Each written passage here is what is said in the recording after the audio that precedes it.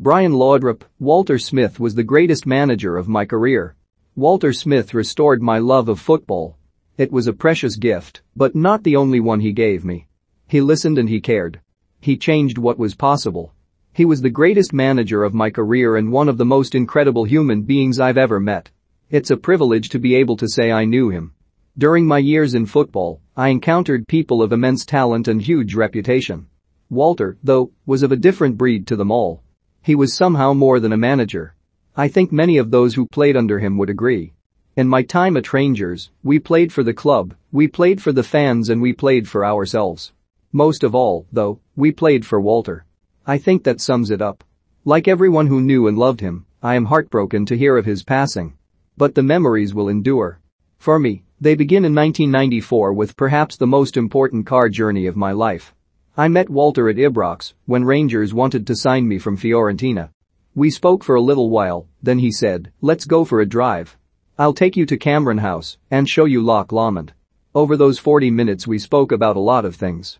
I told him about life in Italy and how it had been for me and my family. We started to talk about football. Walter said to me, "Brian, you will get all the freedom on the park you could wish for. The only thing I want in return is that you have to make the difference." It was a turning point in my career. Without question. I've mentioned many times before that I had 2 very difficult years in Italy. I wanted to be somewhere I could really enjoy the game again. Walter made that happen. From 1994 onwards, so much changed in terms of how I felt about football and also the success I achieved. I loved working with him at Rangers, and that fed into how I played with Denmark too. Walter was always personally interested in the whole picture of your life. Straight away, he knew the name of your wife and your children. He understood that, if your family or loved ones were happy, then the chance of you delivering on the park would be bigger. It sounds simple, but it takes a certain kind of person to do that. And Walter did it with dedication. We actually lived close to each other in Helensburgh. The 2 houses were only about 100 yards apart. Our son would go and speak to his boys, Neil and Stephen. At the end of each season, Walter and his wife, Ethel, would invite me and my wife out for dinner. It was just to say thanks for that season. Isn't that incredible? So unique. But that's what Walter was all about. He would acknowledge if you did well and was prepared to bulldoze brick walls to look after his players. The deal was that you had to give him the same respect in return. It was a very honest relationship, and I think that's why you saw so many players playing out of their skins to try and live up to his expectations. When Barcelona made an approach to me, not long after I joined Rangers, I was a wee bit worried Walter might think my head had been turned. That's why I phoned him right away to ask if we could meet in the lobby of the Moathouse Hotel. I explained what had happened and that I wasn't interested in going to Barcelona. He looked across at me and, with that great sense of humor, said, "So, you are more interested in Falkirk this Tuesday night?"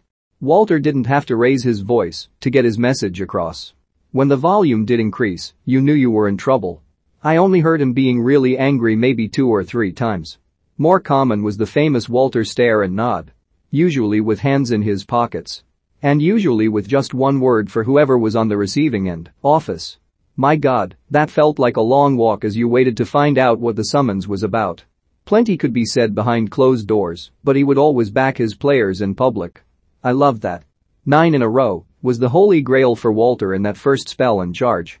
You could see the relief on his face that night at Tanatus when I scored and we got over the line. He always wanted to give that achievement back to the fans. We both parted from Rangers a year later. I would likely have stayed if Walter had, but that wasn't to be. Watching from Denmark, it was fantastic to see him return to the club and achieve so much more success, particularly the run to the 2008 UEFA Cup final. In my time at Rangers, the criticism was that we were good in Scotland, but didn't do it in Europe. Walter wiped that away in his second spell. He is up there beside the very best managers in Scottish football history, no doubt about that. Over the years, we kept in touch from a distance. When I was voted into the Danish Football Hall of Fame, Walter came over to deliver a speech and make the announcement. That was special. We went out for dinner again, and it felt like being back to those days in Scotland. I spoke to Archie Knox when I returned to Ibrox the other week for the Hearts game.